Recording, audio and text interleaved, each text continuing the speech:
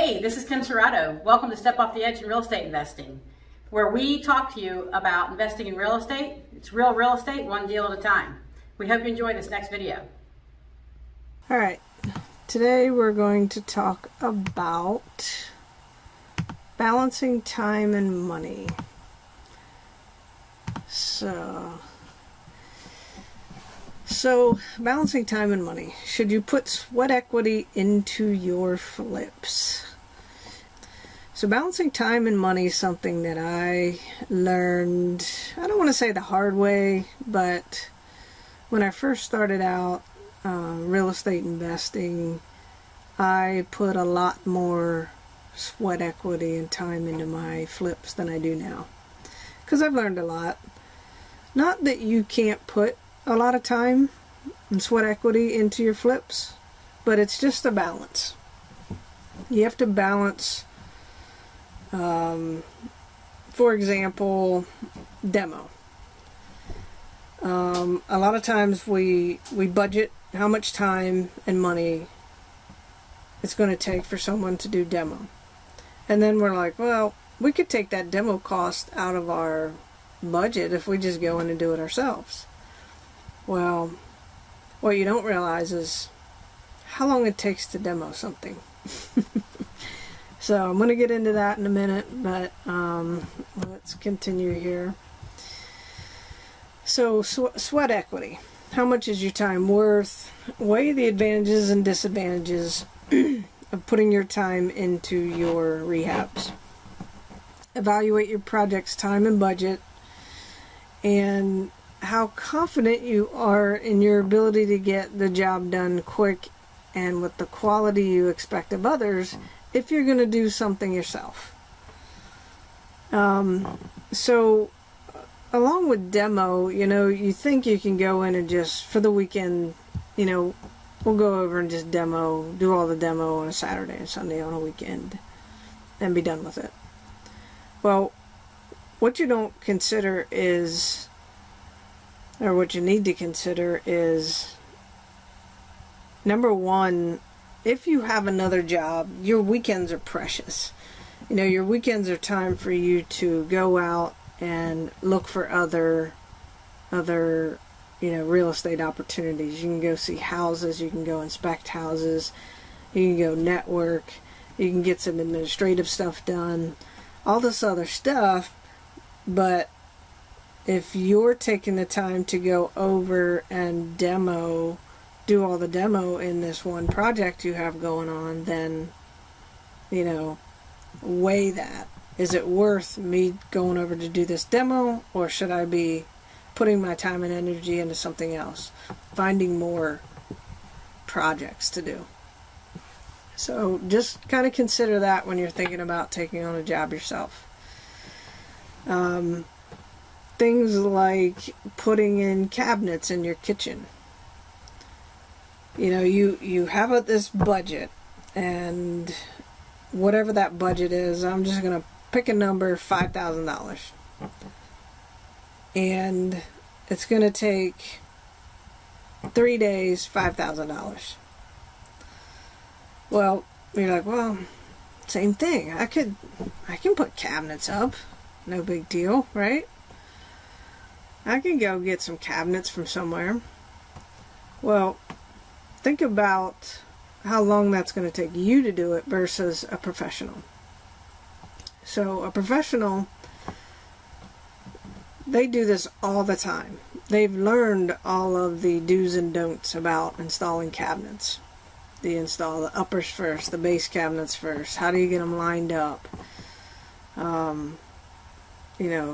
Where do you screw the uppers in that makes them very secure? How to screw them together? How to get the doors aligned? There's a lot to putting in cabinets.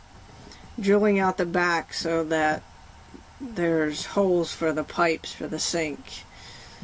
Getting them level and square and true. There's a lot to putting up cabinets. So when you think about how long it's going to take a professional who can come in and do this job in 2 days, what if it takes you 3 weeks to do the cabinets? because you've never done it before. Or even if you have done it before.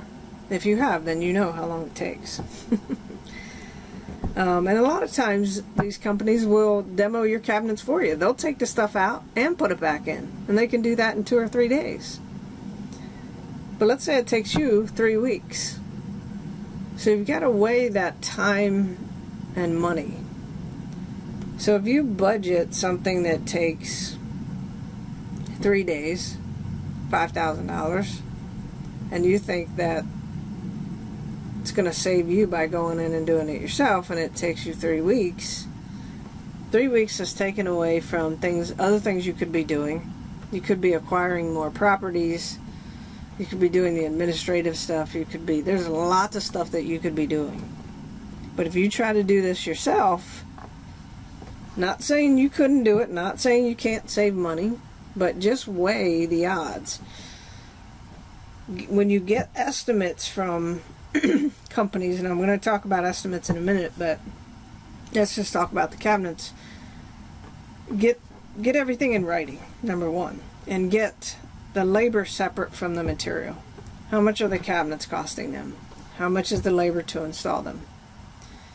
Then when you think about doing it yourself, then you can compare, the labor, obviously, your time is worth money, but on paper, your time is free. Paying a contractor to do it, obviously, is whatever their labor cost is. So the material. So that's what it comes down to now, is the material. How much does it cost the cabinet company?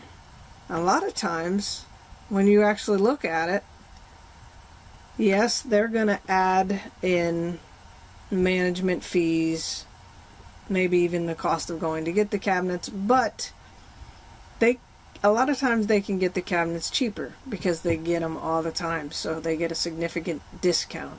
Or they have a manufacturing plant themselves and they make the cabinets. So a lot of times they can get the cabinets cheaper than you can. So you think you're saving money on the material, but you're not. You've got to go get it. You've got to go get it to the job site. These cabinets aren't light either. So you've got to have the truck or the trailer, or have them delivered. And then you got to take them out. Sometimes if you get them really cheap, you have to assemble them yourself. Then you've got time assembling the cabinets.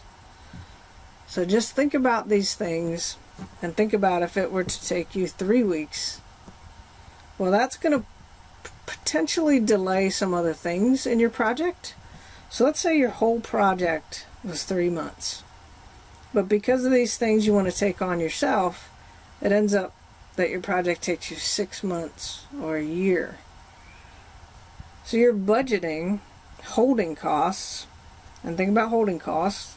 You have taxes and insurance that you're paying. Maybe you've got a loan out on it, so you've got interest that you're paying. You've got utilities that you're paying. You need to keep the yard mowed. You need to keep electric on, water on, so you're paying utilities. So if you think about the holding costs for 3 months versus 6 months to a year, when you start adding time to your project, you're adding money to your project. So that money you think you're saving in labor, you're spending in holding costs. Plus, you're not spending your time going out looking for other opportunities. So just think about that. Weigh time and money. And because if you want this job done in 3 months, it's a lot of times it's better to just pay someone to do it in 3 days, something that could take you 3 weeks. Not all jobs will be like that, but kitchen cabinets, even demo, you think it's just going to take you a weekend, but a lot of times, if you think about disconnecting plumbing and electrical, and you can't just start going in there throwing around a sledgehammer. You don't want to hit or cut wires in your wall or plumbing. You don't want to just start tearing out cabinets because, again, plumbing and electrical, You've got to be careful. So it can end up taking longer than you think. Plus, don't forget your dumpster fees. Because not everyone, like I said, has a trailer that can haul off the debris. So think about these things when you're thinking about doing things yourself. Definitely evaluate your time. Like I said, your time and budget is for 3 months. But if you start doing stuff yourself, that could start to add on time, which essentially and ultimately adds money to your project. Balance your time and money. But the goal is to provide your end buyer or renter a good quality product. Keep your project on time and within budget, because they both affect the other. I hope this was helpful, and if you have any questions at all, hit us up on Facebook. I encourage you to hit Kim up, take her courses. She's got a lot of good information and can cover this stuff in a lot more detail. Hey, this is Kim and Christy, real estate investors. We really hope you enjoyed this video. See you next time.